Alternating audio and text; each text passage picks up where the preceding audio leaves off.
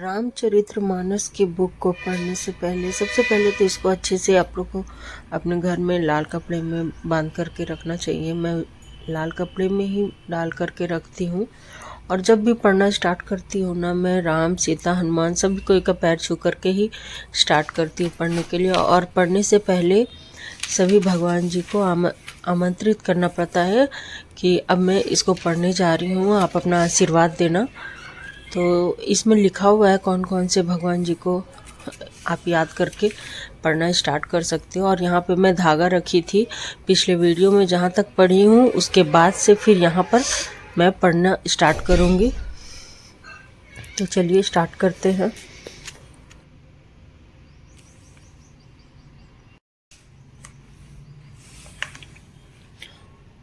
दोहा। जथा सुअंजन अंजी दृग साधक सिद्ध सुजान, कौतुक देखत शैल बन भूतल भूरी निदान। जैसे सिद्धा जन को नेत्रों में लगाकर साधक सिद्ध और सुजान पर्वतों, वनों और पृथ्वी के अंदर कौतुक से ही बहुत सी खाने दिखते हैं। गुरुपद रज मृदु मंजुल अंजन, नयन अमित दृग दोष विभंजन। तेहि करी विमल विवेक विलोचन, बरनौ रामचरित्र भव मोचन।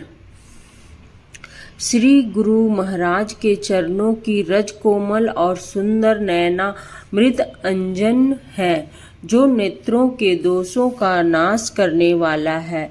उस अंजन से विवेक रूपी नेत्रों को निर्मल करके मैं संसार रूपी बंधन से छुड़ाने वाले श्री रामचरित्र का वर्णन करता हूँ।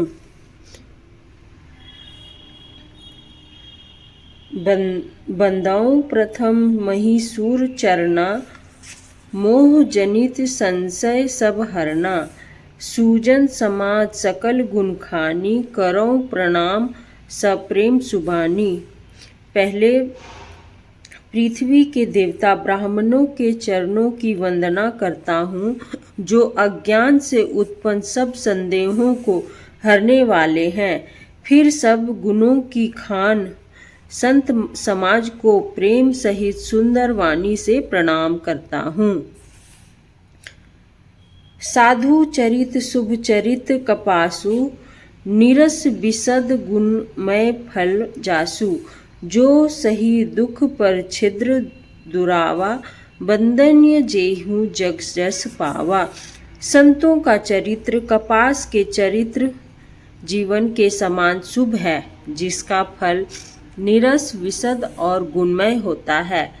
कपास की डोडी निरस होती है, संत चरित्र में भी विषयासक्ति नहीं है, इससे वह भी निरस है। कपास उज्जवल होता है, संतों का हृदय भी अज्ञान और पाप रूपी अंधकार से रहित होता है, इसलिए वह विशद है और कपास में गुण तंतु होते हैं। इसी प्रकार संत का चरित्र भी सद्गुणों का भंडार होता है, इसलिए वह गुणमय है। जैसे कपास का धागा सुई के किए हुए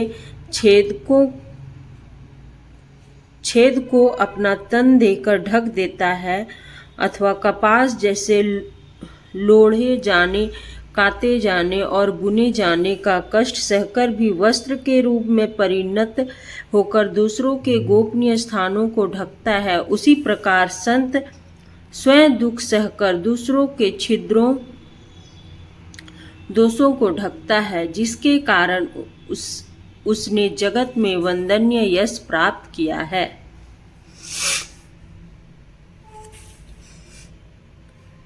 मुद मंगलमय संत समाजू, जो जग जंगम तीर्थ राजू। राम भक्ति जह सुरस री धारा, सरस ई ब्रह्म विचार प्रचारा। संतों का समाज आनंद और कल्याणमय है, जो जगत में चलता फिरता तीर्थराज प्रयाग है, जहाँ उस संत समाज रूपी प्रयागराज में राम भक्ति रूपी गंगा जी की धारा है और ब्रह्म विचारक का प्रचार सरस्वती जी है। विधि निषेधमय कली मलहरणी, करम कथा रवि नंदनी बरनी, हरिहर कथा विराजती बेनी, सुनत सकल मुद मंगल देनी। विधि और निषेध, यह करो और यह ना करो रूपी कर्मों की कथा कलयुग के पापों को हरने वाली सूर्य तनया यमुना जी है। और भगवान विष्णु और शंकर जी की कथाएं त्रिवेणी रूप से सुशोभित है, जो सुनते ही सब आनंद और कल्याणों की देने वाली है।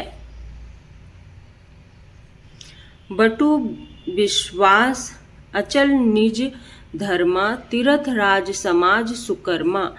सबहि सुलभ सब दीन सब देसा, सेवत सादर समन कलेसा।